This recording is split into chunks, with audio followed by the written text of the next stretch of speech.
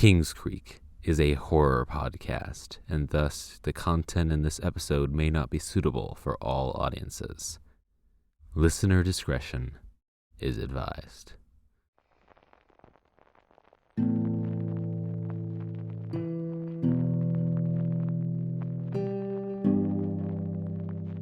You are now entering Kingscreek.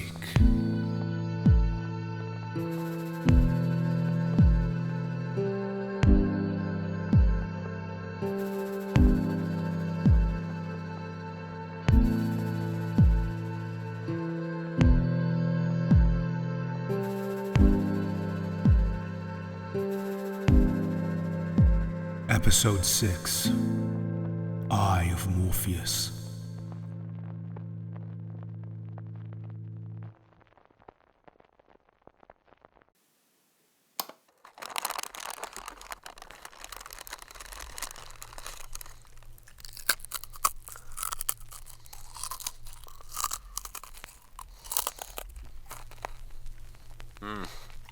Funyuns are so weird. They're like onion-based chip things that somehow taste nothing like onions or chips. It's like the Dr. Pepper of chip-like food.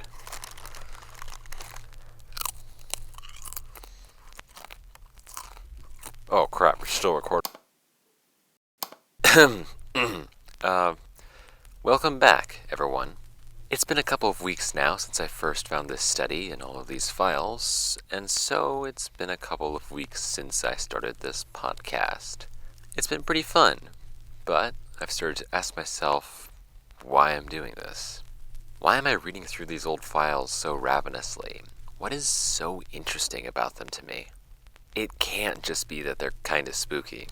I can get plenty of ghost stories on whatever horror blog is going viral that week, and they all claim to be real too. But something about these Kingscreek files, I don't know. Maybe I'm just bored and it's the most interesting thing I've found here. Makes an otherwise pretty dull little town more alive. Who knows, honestly. Today's story is a little bit more cerebral. Not in the sense that it's like more advanced or something, but more because it literally takes place mostly in the mind of the person who allegedly saw it. A week ago, I would have said that, arguably, most of these stories take place in people's minds, but now I'm not quite as sure. Case C-48, Onierlogical Entrapment. This comes to us from a Mr. Martin Howard. Howard was a guest in a retirement home all the way over in Spokane, who passed away in 1995. He lived to be almost 97, so certainly not a life that was cut short by any means, but apparently it came as something of a shock to some of the residents, who described him as being full of energy. Others were a bit more cynical, saying that he was only full of energy because he was constantly wary and on red alert. Less pep in his step and more just jumpy, essentially. These residents were also surprised, but only by the fact that his heart hadn't given out sooner. In his will, Mr. Howard left a letter that he asked to be published in the Kingscreek Herald upon his death. Presumably, this is how Uncle Mark came across it and started his initial investigation. According to the date of the newspaper clipping, the copy of the letter in this file was published on December 16th, 1995, but the actual letter itself has no date on it, so it's unclear when exactly Mr. Howard wrote it. Considering the events described took place a long time ago, it would be helpful to know exactly how far away they were in Howard's aging memory. Nonetheless, here's that letter. To the people of Kingscreek, Washington. As I've come to reach my twilight years, I have been taking the time to reflect on my life. I've lived through a remarkable century, seeing the wide adoption of electricity, the creation of complex thinking machines, and even putting a man on the moon. I've seen our nation fall to terrible economic hardships and rise back stronger than ever. And I've seen the constant changing of the social landscape, usually for the better. It's a remarkable time to have been alive. But throughout all these remarkable events, there has been one strange event that permeated my own life. One that is not quite so uplifting. It started when I was a young man, around the age of 30. We were lucky in Kingscreek. Pine Lumber was one of the few lumber companies to not be severely impacted by the Depression, so I had a steadier job than most. And I was glad for it, fully eager to work.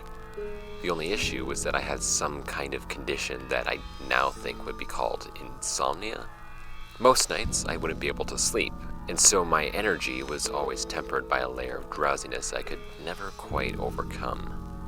I soldiered through it for the most part, but when I almost fainted into Petey's wood chipper, I figured it was time to do something about this condition. Now, I could have opted for some of the more traditional treatments. My papa always said that a teaspoon of moonshine was the only real way to treat what he called restless legs, but with prohibition going on, I figured I should explore other options. I asked around town, and one name kept coming up: Old Red Sal. The way people talked him up, you would think he could cure sleeplessness, cancer, and maybe even your amputated leg if he felt like it. I was skeptical, but I figured it was worth a try. I remember the day like it was yesterday. It took me a while to find the address I had been given, but eventually I found Red Sal's shop. It was bigger than I thought it would be, and older. The iron bars on the window were lightly sprinkled with rust, and ivy snaked up the dirt red brick. A small sign sat above the door in curly old script I couldn't make heads or tails of. When I opened the door, a tiny little bell on a chain rang, the sound echoing around the interior. Inside, a flickering lantern illuminated a little storefront. Bottles and vials of all shapes, sizes, and colors lined the walls. The checkered floor shone in the lantern light, and standing behind the desk was a small man, polishing an old beaker. When the bell rang, he looked up at me and smiled. Old Red Sal wasn't very old, or red. He actually looked to be about my age, though he was already balding. He didn't seem particularly odd, which only makes him more unsettling to me in retrospect. But at the time, I wasn't worried. He seemed so friendly. He shook my hand and greeted me warmly before he asked what was troubling me. I told him my story about how I needed to be getting better sleep or I might die on the job. He listened intently and nodded. When I finished speaking, he told me that he had just the thing. He disappeared into the back room, leaving me alone with his room of jars. I looked around, and without Sal's presence, the place seemed colder. I took a closer look at the contents of the jars and saw all kinds of odd things staring back at me. Lizards, snails, purple ferns, the works, really.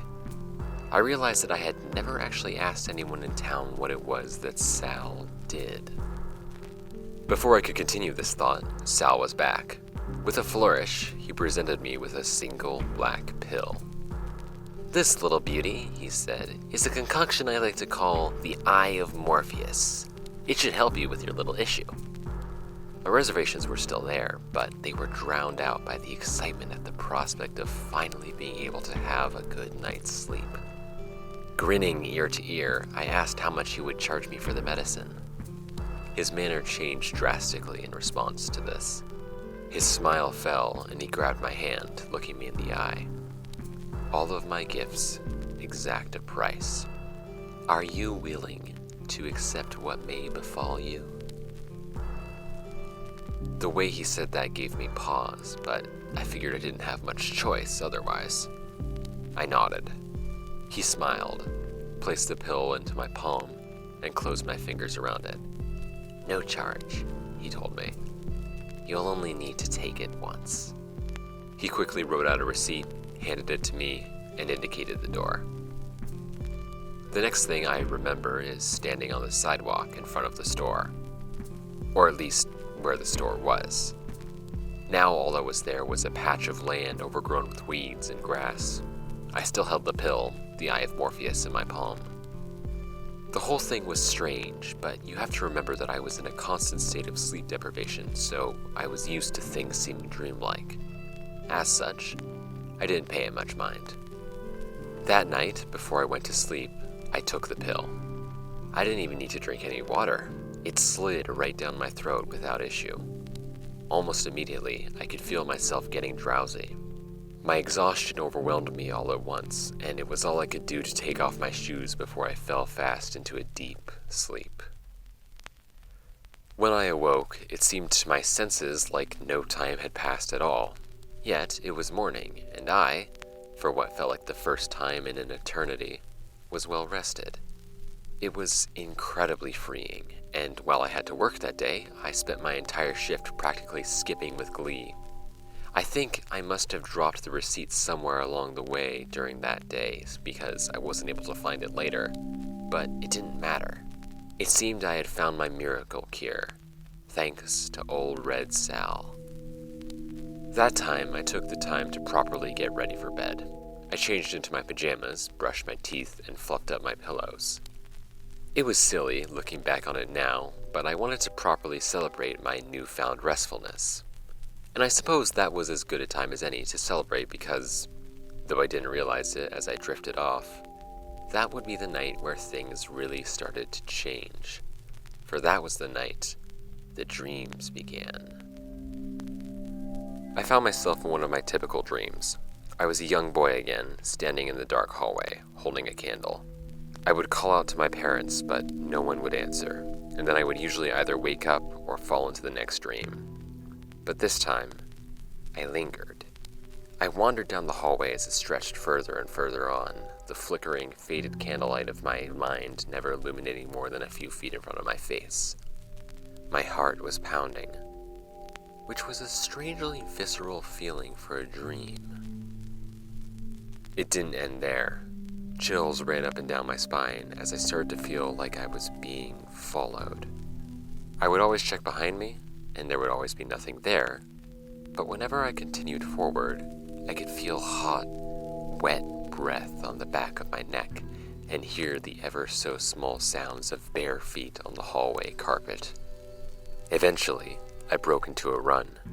It didn't matter if there was anything there. I felt like I was being pursued, and in a dream, that's all that matters. Because this was a dream, there's no logical explanation for anything else. But still, all these years later, I can remember every visceral detail like it really happened. I tripped and skinned my knee, and what's more, I felt it. I felt the carpet scrape against my skin and felt the blood trickle down my leg. Then it was gone. My dream didn't end exactly, but it did change. Instead of a dark hallway, I was now on the beach. It wasn't the bright, yellow, sanded beach you often see in movies nowadays, but the cold, gray beach I remember from my visits to Astoria in high school. I was a teen now, wearing nothing but my striped bathing suit, heavy with salt water. The wind was blowing, screeching against the surf, and the air chilled me to the very bone. Everything was overpoweringly loud.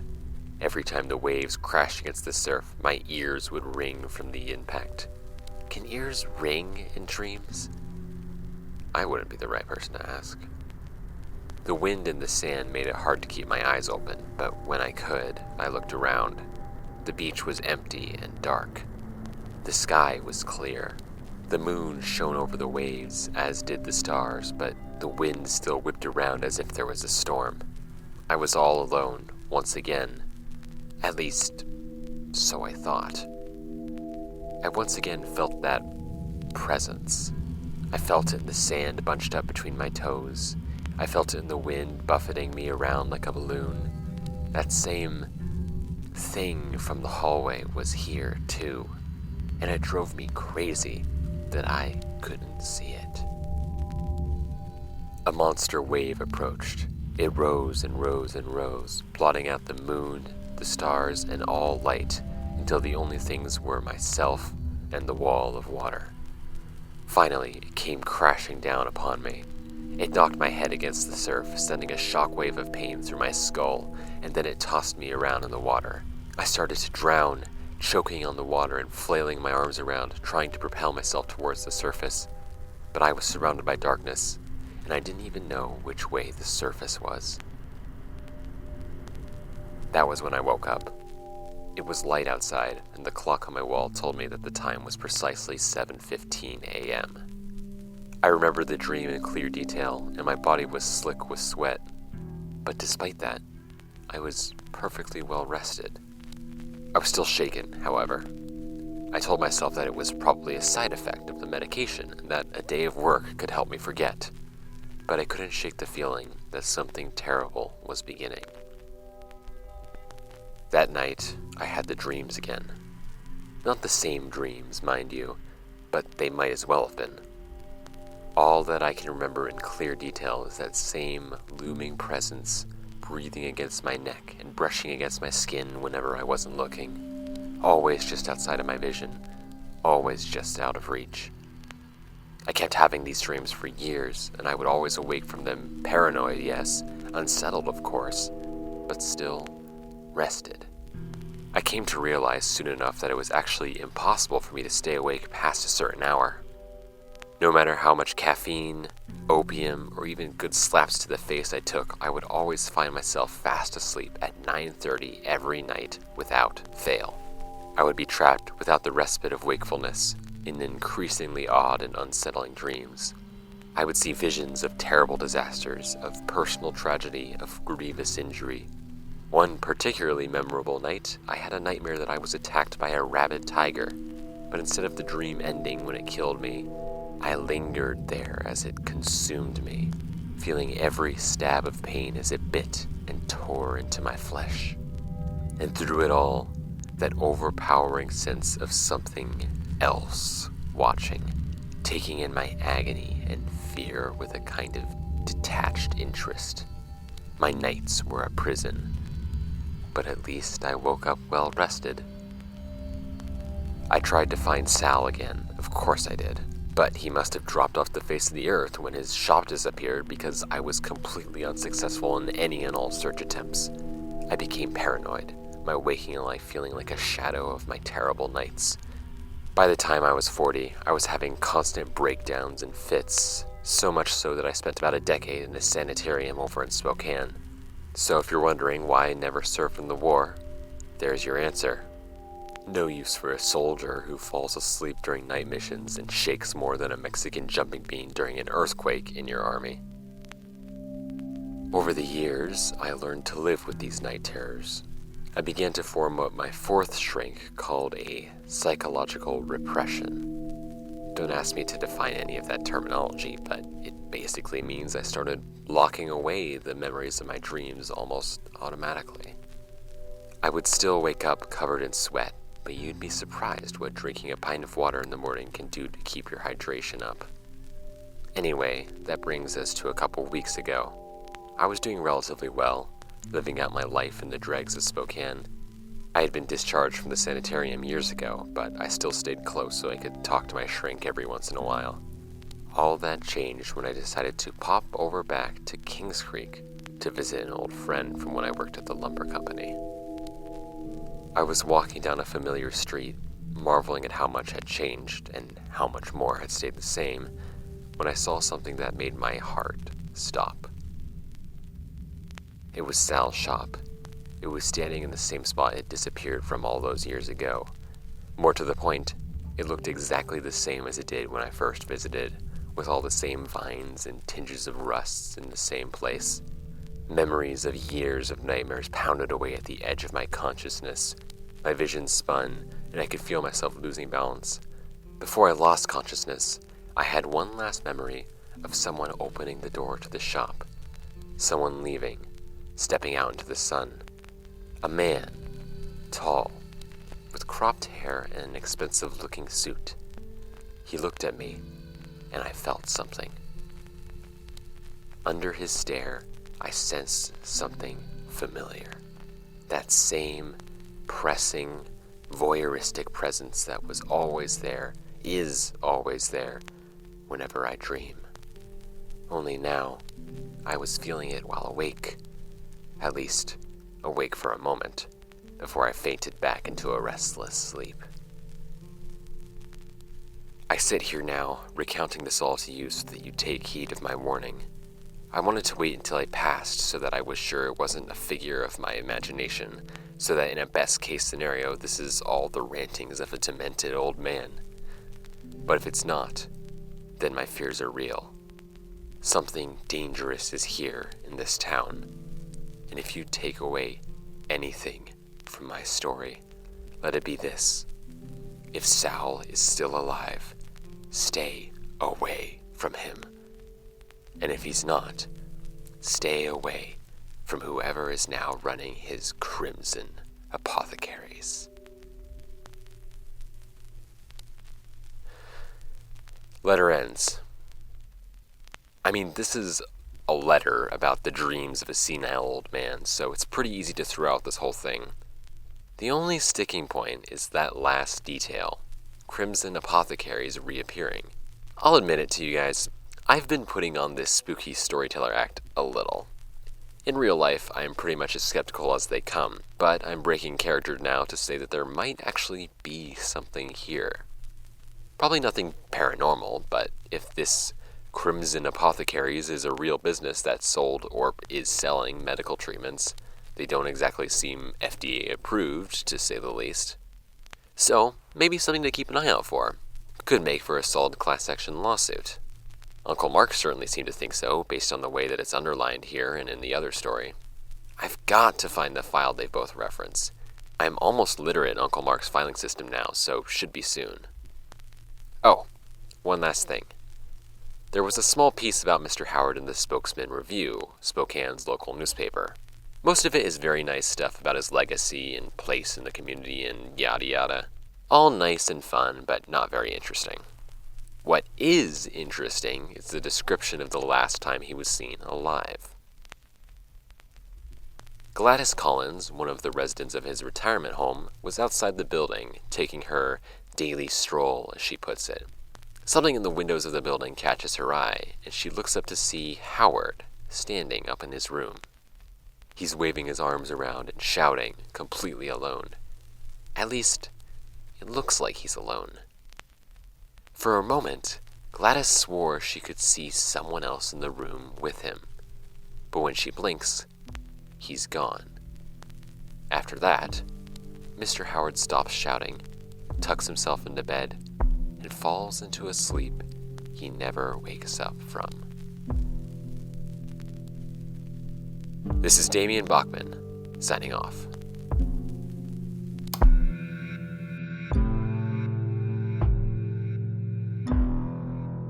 Today's episode of Kingscreek was written and performed by Thomas S. Dennis. It was produced by James Makepeace, and the score was composed by Kai After Kai. Script supervision is provided by James Makepeace and Ryan Kennedy. Our cover art is by CyberGrapeUK, and our social media manager is Ryan Kennedy.